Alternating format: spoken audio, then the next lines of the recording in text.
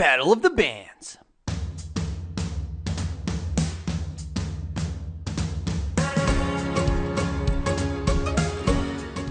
By the time we're done here, we will explore the similarities, differences, and high-level design of the two wireless frequencies. That is a lot of stuff.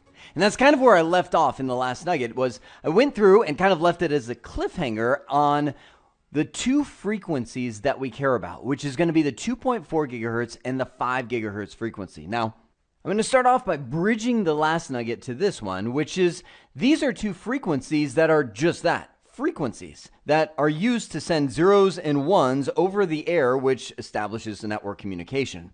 Now, the higher the frequency is, the more cycles we have. Essentially, the higher frequencies has something known as a shorter wavelength. And you don't need, you're getting into the technicalities of radio frequency, but remember the interval that we measure all this stuff?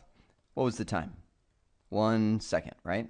And so if you have a shorter wavelength, that means it's actually shorter, between here and here. So the shorter wavelengths, usually when you think shorter, you don't think higher, right? But in this case, it is. The shorter wavelength, the closer these are together, so the more up and downs you can get, that's the higher frequency that you get. So the beauty of the higher frequencies is you have more bandwidth, if you will, to transmit zeros and ones. But one of the drawbacks, maybe, with the higher frequency is that they are shorter, meaning the signal doesn't travel as far, like as far of a reach, and it's absorbed faster when it goes through obstacles. So that drywall wall right there, as that wireless signal goes through, and it gets sucked up faster than the lower frequencies. And that's why 2.4 gigahertz is known as a big frequency. If you're going to reach far devices, that's the one that you want. Maybe. So here's what you don't know or might not know about the wireless world. It used to be that coverage was the thing. We wanted to have these big old cells that could cover as much as we want. So we would have our homes, right? Because that's where most people started with the wireless world. You'd stick your wireless access point and you're like, man, if I could get that thing to cover my whole house, that's great because then I don't have to buy more than one, right? Well, the challenge with 2.4 gigahertz is because it goes farther, you actually end up with more performance considerations. Meaning, when you have a device way out here on the far side of the cell join that wireless signal, they actually cause everybody else to slow down because of the way wireless transmit. It has to kind of gear around the lowest common denominator, which this, by the way, is why I always tell how your family turns on you because you're into IT. They're like, come fix everything I've got. Well, I go over my relative's house, and a lot of them just leave their wireless networks wide open, no security whatsoever. And I was talking to one of them, and he's like, yeah, I don't really care. If they want to get on and use my internet, and I was like, well, that's fine. I get that. But if they get on and they're like on the fringe of they barely get a signal, they're impacting the performance of all of your wireless clients. So your phone, your laptop will run slow because of that guy in the house that's stealing your internet 2 doors down, right? Likewise, when you're trying to deal with how you plan out your wireless connections, the larger the cell, the harder it is to control where that cell goes. Because remember, we don't work in houses most of the time if we're designing networks. We work in businesses where you have all these wireless access points that are there to provide coverage. Well, if you have one that's kind of like blasting all of them, that's going to cause interference for them. And I'm getting a little ahead of myself into some of the design. Here's the big thing that you need to know. When you're talking about wireless frequencies, we've made it a lot more human by assigning a word that we call channels. You guys ever hear that? When somebody's like, hey, what channel are you using for your wireless? What that is just a friendly way of saying wireless frequency. It's the same thing as like television stations. Like you're like, maybe I'm talking the old days, right? When you had the televisions with the little knobs where it's like click, click, click. You wouldn't ever say, hey, honey, can you flip it over to 2.4936 gigahertz? What? You're like, hey, can you flip to channel 3? But even in TV stations, back when we used antennas, right, instead of direct cable or internet, that was considered a frequency. So those little clickers on your television would tune you into a frequency. We just humanized it by calling it a channel. So in the wireless world, and I'm talking specifically right now about 2.4, we have a number of channels that we can use. But here's what most people don't know. These channels all overlap with each other. Meaning, in the world of wireless, each one of these is typically about 20 to 22 megahertz wide, right? So when I'm looking at channel 1, let me make sure I've got the context here. You're setting up your wireless access point. One of the first things you have to do is say, here's what channel those radios use. Most people don't think of it because they just leave it on auto detect, which actually doesn't do so well in many cases. So you could pick channel 1, and what that would mean, and by the way, these are at the center frequency, so 2.417, 2.422, those are the center frequency. When you pick channel 1, it's pretty much going about 10 megahertz or so to the left and 10 megahertz to the so right. That defines the frequency of what channel 1 is, which happens to overlap with channel 2. See, the whole idea of these channels is you want to pick the channel, pick the frequency, right? That is the cleanest, that doesn't overlap with a lot of competing signals. So when we look at our 2.4 gigahertz and we pick channel 1, we never want to put an adjacent access point. Let's just say we've got this guy on channel 1. We go, okay, that's his cell. I'll put another wireless access point right here that has maybe a cell like that. You would never want to choose channel 2 for that because those two overlap.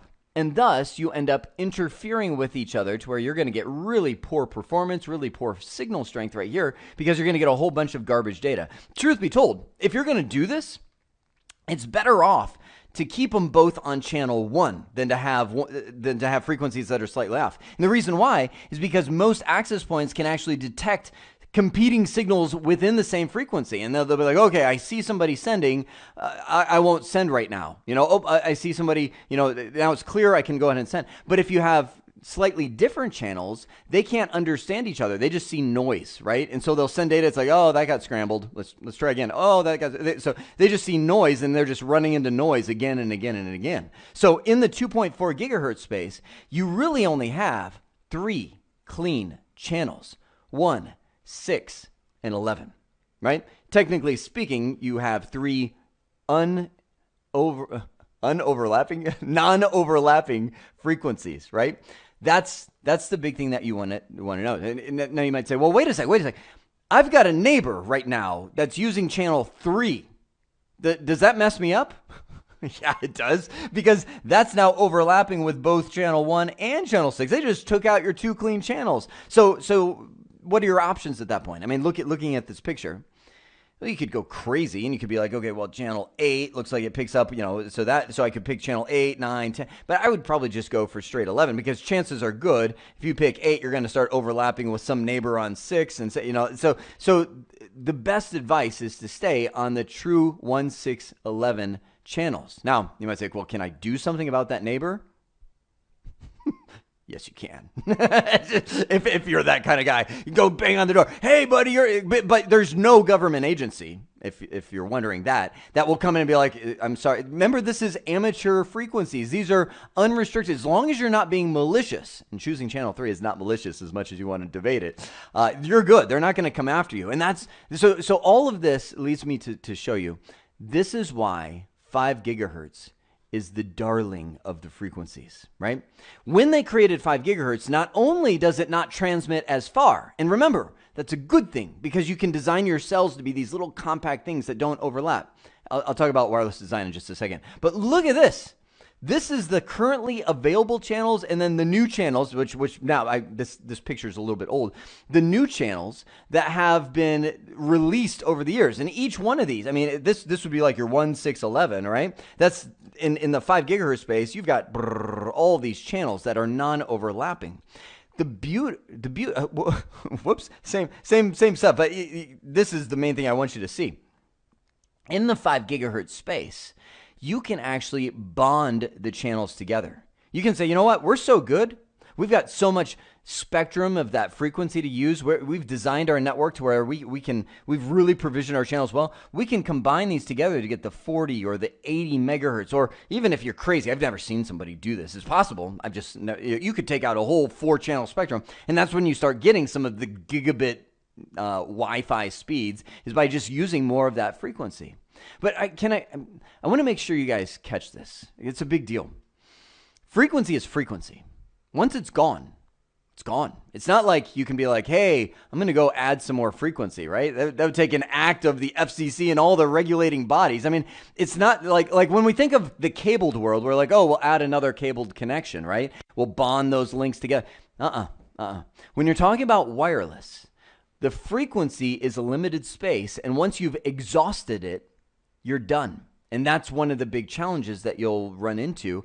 And I'm not talking so much in single-story buildings where okay, we'll put one there, one there. I'm talking you got 2, 3, 4-story buildings, and you're like, okay, this guy's interfering with this guy, and I mean, it gets pretty complex, and that's why it takes a good plan to do this. So let me give you the basics on how you can put that plan together.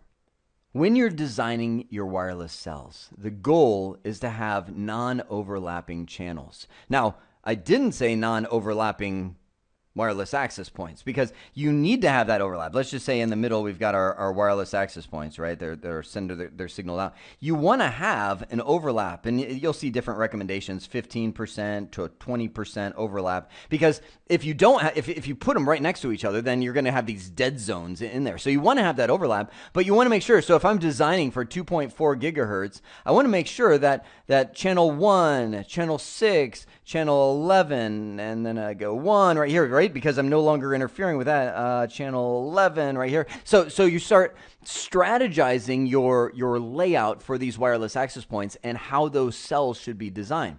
And like I said, it's all fine and dandy when you've got a nice flat, which would represent a single story, right? But when you start introducing multiple stories and you're like, okay, well, let's locate that one over there, because they're designed to broadcast down if you mount them in the ceiling, but they still bleed through a little bit to the floor above. So you got to start positioning them and then choosing channels that ideally don't interfere. Now, this gets wildly complex, which is why sometimes you may have to rely on a controller to do this. And now I'm getting a little beyond the wireless frequency. There are automated devices. There are automated wireless as a service like Cisco Meraki, right? Where you pay them on a monthly basis and their wireless access points all connect to the cloud. And they are the ones that have the intelligence to automatically change channels and adjust based on that so that you don't have to go and manually tune those. And that's one of the big things. I could talk so much about this. There's just so much to say. That's one of the big things that you'll find between, we'll call them the lower end version, the standalone wireless access points,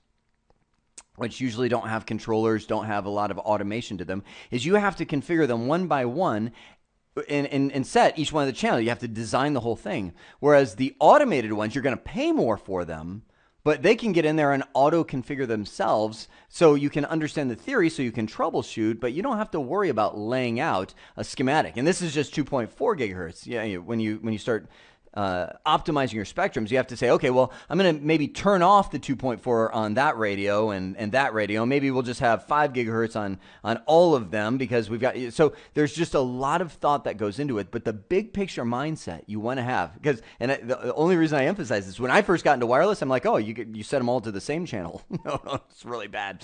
Don't set them to the same channel. You want to set them to be on different non-overlapping channels is your best design method. Well, that is the similarities, differences, and high-level design of the two wireless frequencies. I hope this has been informative for you. And I'd like to thank you for viewing.